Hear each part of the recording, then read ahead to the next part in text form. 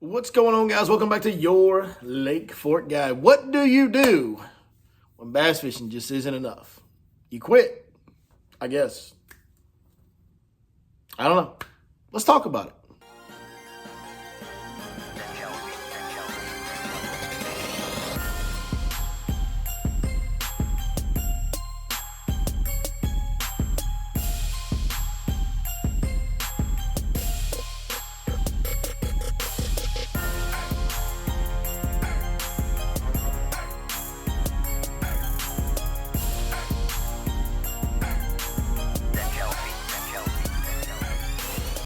You know what? I'm not fucking leaving. Gotcha. Just kidding. Never going to stop bass fishing. Never going to stop guiding. That was just a joke, folks. What I have got a little burnout on, and we don't do hardly ever, like we haven't made it on the water, like where we go fishing for a day and film. We haven't done that all year this year. Not once. So, and we're in September, October. So I have gotten burnt out on that. And you know, I can go through links to explain it to you. All I can tell you is I am a rural guy, a little bit of country, old bumpkin, and I'm not good at it. Like, the end product comes out okay, but it takes me 3 or 5 times as long as it does somebody that knows what they're doing to do that. And we have made thousands of fishing videos at this point. I still get excited to go fishing on a day-to-day basis, but making the video content, I did enjoy it and love doing it in the beginning. And then I kind of got burnt out on it. I kept doing it because I felt like the business needed it. At this point, we've made so many of those type of videos. It's kind of just rinse and repeat, same thing over and over again. And by the way, if you go search Lake Fork Bass Fishing, you'll see some of our content. Some of it from 6-7 years ago. So we've made a ton of that content. I kind of got burnt out on that. We're still going to do instructional content. We're still here to guide you. You can still reach us at yourlakeforkguide.com for guide trips.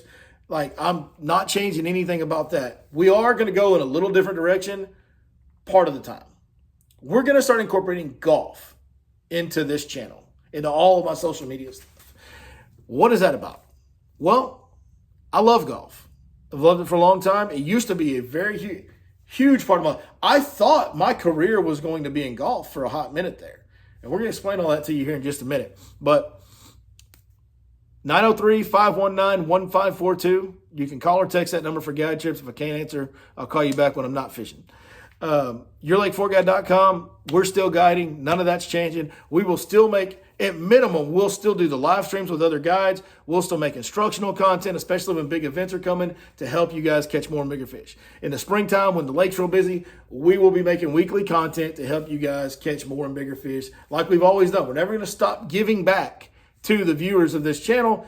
I don't want you to think I don't appreciate y'all watching the fishing videos over the years. I do so much. I appreciate you guys so much. It's why I continue to make all these fishing videos that we make, all the instructional content. Like, now we just deliver the information. We don't show all the footage on the water like we used to because that's so time consuming, but we still deliver the information to try and help you guys the best way we can. Why are we going to golf? I already said it. I love it. I enjoy it. My first love in life was ball. There's no doubt. I fished as a kid, and I love fishing as a kid. I loved ball more when I was a kid. I'm not going to lie to you. I did like, it was baseball as a little kid. Once I got into school ball, it was football and baseball were both like, my gosh. But for my entire life, if you could play a competitive team sport with a ball involved, man, I was there. Like, holy crap, did I love it. Like, more than anything. It was my first love. And I played through high school and tried to play in college. And I had some back-to-back years with some bad knee injuries. And that kind of brought all that to a screeching halt. And I milled around for a couple of years until I joined the Marine Corps. Well, golf was never really a thing for me. I didn't get introduced to golf. Didn't pick up a golf club and play around the golf until I was about to graduate high school. And, of course, I was bad like everybody is when they start. But my personality type is, if something interests me, I kind of go a little bit overboard with it. That's what led to my fishing career. Like, I got passionate. When I moved here out of the Marine Corps and the golf thing didn't work out, and I'll explain that here in a minute. I was in a fishing area next to Lake Fork, which I just happened to move here. It wasn't planned. It was an accident. But when I moved here, it was around this fishing culture, and fishing was something that I really loved to do when I was young. And now I was in an area where a career was a possibility in fishing. Man, I went all in. That's what I do with everything. That's what I did with football when I played. It's what I did with baseball. It's what I did with golf for a period of time. So let me explain that to you. So get hurt, can't play football anymore, mill around for a couple years, lie about my knee injuries to get into the Marine Corps. Yeah, I did. I lied. I lied to get into the Marine Corps. Quick funny story. I'm in boot camp, and we're on the Crucible. And for those of you that have been to Marine Corps boot camp, you know that there is sections of the Crucible. Not all of it. Some of it, their drill instructors are same old knife hand in the face guys that they always are. But there are times when you're walking from station to station in the Crucible where, at least my drill instructor did, where he would actually kind of talk to you like a human being for a minute. And he would open it up to, hey, if you got any questions, right now's the time. When we get to this next station, training resumes, and I'm the same guy I have been. But right now, between this station and this station, you want to ask me something, you can talk to me like a normal person right now. Which I thought was awesome. And there was a drill instructor that me and him were actually the same age because I didn't join until I was 22. And he was 22 when he was my drill instructor. So that can happen. I had a platoon sergeant that was the same age as me that joined when he was 17. I didn't join until I was 22. So I asked him, I said, I lied. Well, I didn't say I said this recruiter did all that stuff, but I'm not going to do that for this video. I said, I lied about my knee injuries from playing ball to get in the Marine Corps. I go, do I ever need to disclose that or make anybody aware of that? He goes, well, do you have any problems with it right now? I go, no, sir. He's like, dog, you're on the bleep, bleep, bleep Crucible. If you ain't having problems with it now, you'll be fine. Any injury is a new injury. Don't ever say that again. Get out of my face. And that's kind of how he said it. So I did. I lied about my knee injury to get into the Marine Corps. Don't know why I went off on that tangent. Just thought it was an interesting story. But fast forward, I get to the fleet, deploy right away, get home from that deployment. I'm in my home duty station's in Beaufort, South Carolina at the air station. I am in a great golf area. Remember, I love ball. I love sports, love to play. Number one thing I love. I start golfing all the time. And I get really into it, really into it. And we had a free driving range on our base. And so when I say I got really into it, we would have when we were there, not training for deployment or anything like that, we would basically, you go PT in the morning, you go to work, you have a lunch break. It's like an hour-long lunch break. You go back to your shop, you get released at 4 or 5 o'clock, whatever time. During that lunch break every day, I would pack a sandwich, and I would go to that driving range on base, and I would hit golf balls during lunch. And then when we get off at 4 or 5 o'clock, whatever time they let us go, I would go to that driving range and hit balls. And then I did that 3 days a week. 2 days a week on Monday through Friday weeks, I would hit balls during lunch, and then after work, I would go to the Paris Island golf course and work on short game at their practice facility and play a few holes. And it's every day. I mean, it's every single day, golf. And I was fortunate enough that the head pro at the Paris Island golf course, which is a regular golf course with a PGA certified pro, a gentleman named Andy Henson from the Carolinas PGA. Love that guy to death. Think the world of him to this day. He helped me a lot, gave me instruction on everything when it comes to golf, even kind of gave me some instruction on when I started getting out of the Marine Corps. And I don't want to get ahead of the story here. I played a bunch of tournaments, encouraged by Andy to do so, but I started playing stroke play amateur tournaments in that area and did not do good at all in the beginning. Got a little better as time went on. Got to where I was basically a low single-digit handicap, even kind of got down to scratch there for a while, never broke into the pluses. But, man, I was really pretty good player and competed pretty well at some of these amateur events.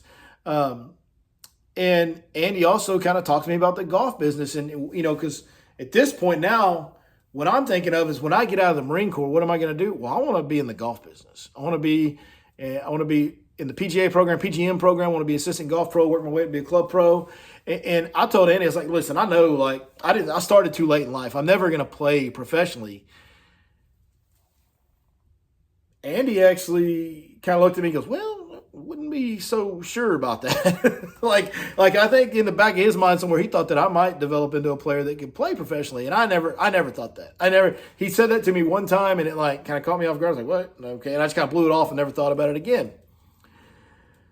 So I get out of the Marine Corps, and through a great referral from Andy Henson from Carolina, I walk straight into an assistant pro job even without being enrolled in the program, the PGA program, PGM program. Walked straight into an assistant job at Garden Valley Golf Course. My wife got a job in Tyler. That's what brought us to this area. I got a job at that golf course. That's why we live in Van, because it's right by that golf course right by Van.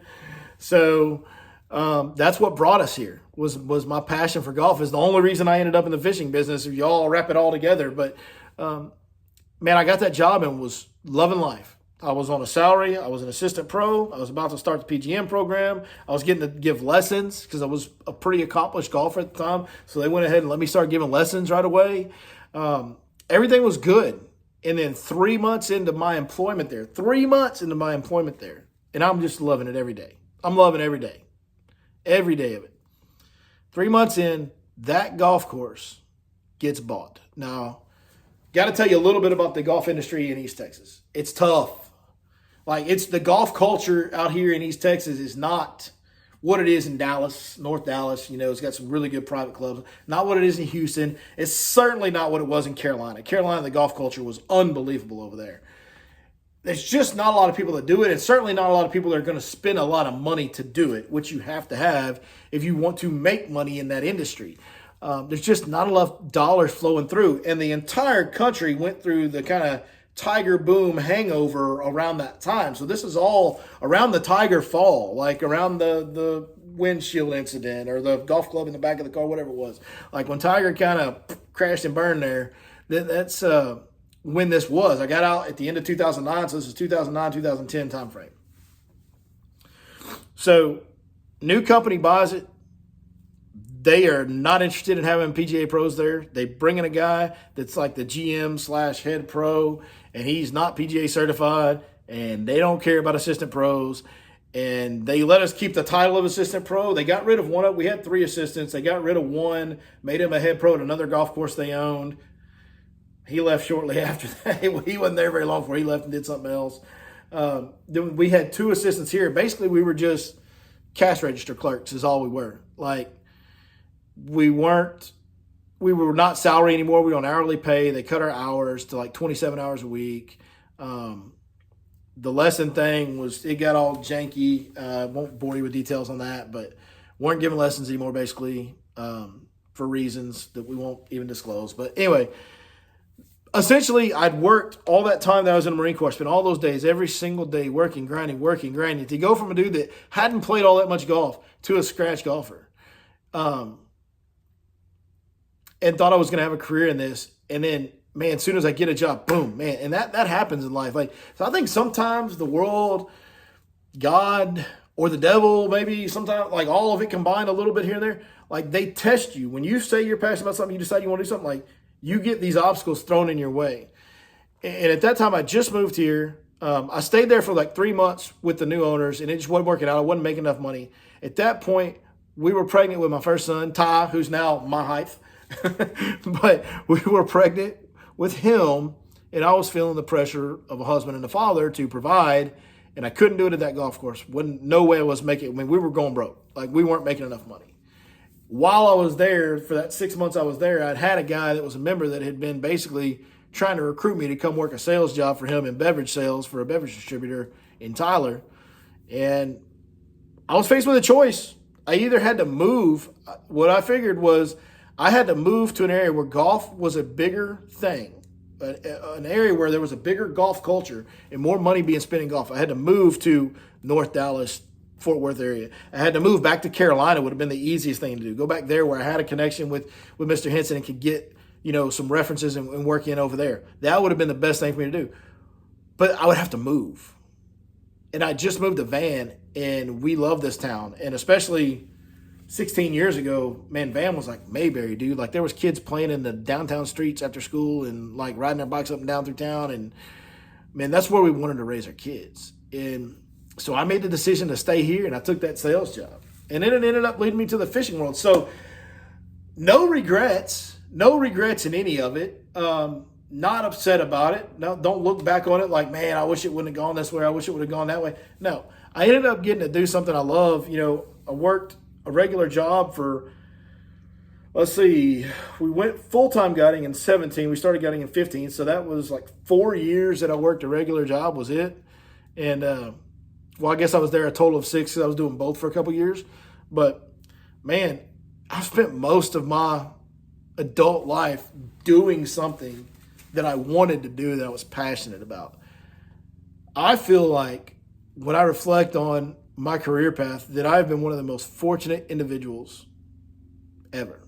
Like, I'm not rich. I'm broke as hell, like everybody else in the country these days. Like I've never made a lot of money doing this, but I've enjoyed getting up to go to work more than 99.999% of people ever will. And to me, that's way more valuable.